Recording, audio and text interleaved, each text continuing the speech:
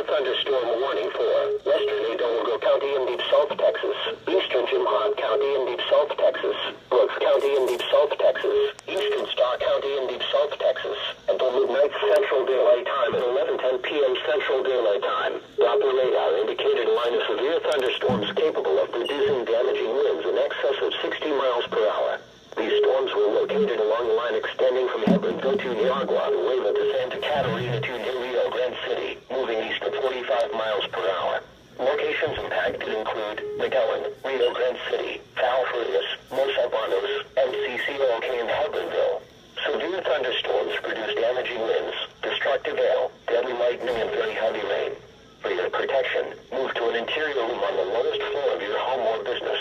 Heavy rains flood roads quickly, so do not drive into areas where water covers the road.